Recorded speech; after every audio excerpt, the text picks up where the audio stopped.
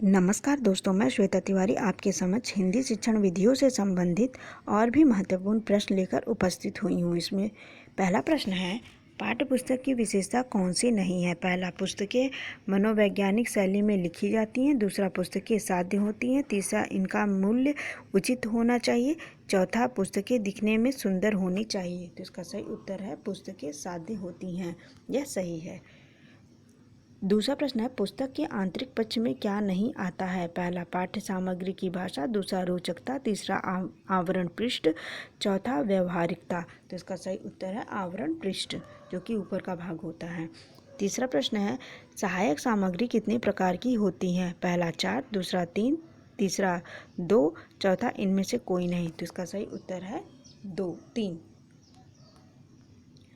चौथा प्रश्न है, कौन सा कथन असत्य है? किंडरगार्टन पद्धति के जन्मदाता जर्मनी शिक्षा शास्त्री फ्रोबल हैं। दूसरा, इन्होंने खेल द्वारा शिक्षा पर बल दिया। तीसरा, किंडरगार्टन विधि माध्यमिक स्तर के लिए उपयोगी है। चौथा, इनके अनुसार पहले बालक को आत्म प्रकाश का अवसर देना चाहिए जो खेल द्वारा संभव है। तो इसका सही उत्तर है किंडरगार्टन विधि माध्यमिक स्तर के लिए उपयोगी है, जबकि यह प्राथमिक स्तर के लिए है। जो गलत है वही सही है। कौन सा कथन सत्य है? पहला, पाठ संसर्ग में वाक्य शिक्षण के यथेष्ट अवसर मिलते हैं। दूसरा, मौखिक रचना में उच्चारण शिक्षण का अधिक अवसर मिलता है। तीसरा, लिखित रचना में वर्तनी शिक्षण का ज्ञान कराया जाता है।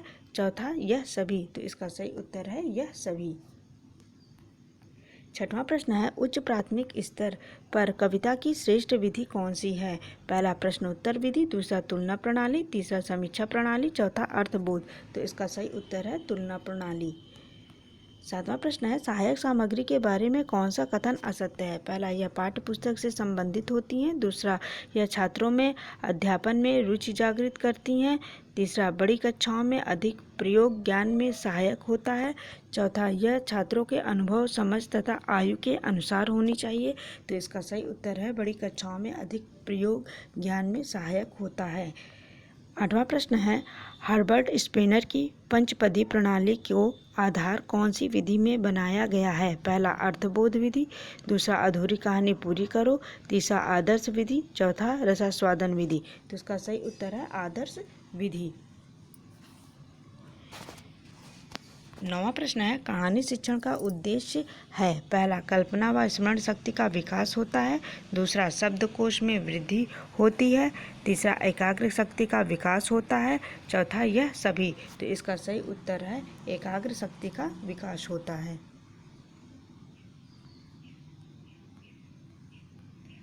10वां प्रश्न है, गद्य की पाठ योजना में प्रस्तावना प्रश्नों की आदर्श संख्या कितनी होती है? पहला 4, दूसरा 5, तीसरा 3, चौथा 2। तो इसका सही उत्तर है 5।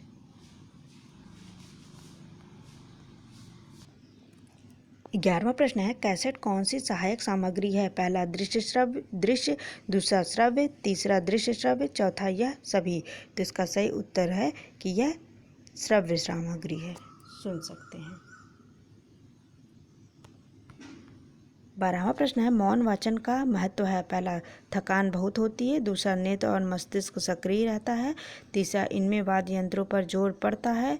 चौथा, यह सभी। तो इसका सही उत्तर है इसमें नेत्र और मस्तिष्क सक्रिय रहते हैं।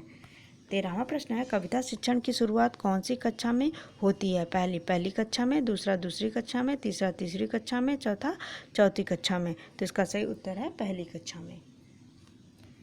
14वां प्रश्न है, हिंदी भाषा शिक्षण की चुनौती है? पहला, वाचन व उच्चारण संबंधी। दूसरा, शिक्षण विधियों से संबंधित। तीसरा, वर्तनी व लेखन संबंधी। चौथा, यह सभी। तो इसका सही उत्तर है कि यह सभी।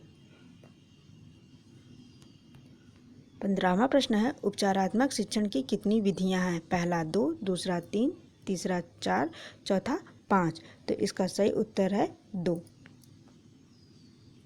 इस प्रकार कुछ 15 प्रश्न दोस्तों मैं आपके सामने प्रस्तुत की। अगर इसमें कोई त्रुटि हो गई है तो उसे क्षमा कीजिएगा और मेरी वीडियो ज़्यादा से ज़्यादा लाइक, शेयर और सब्सक्राइब कर लीजिए। बहुत बहुत धन्यवाद।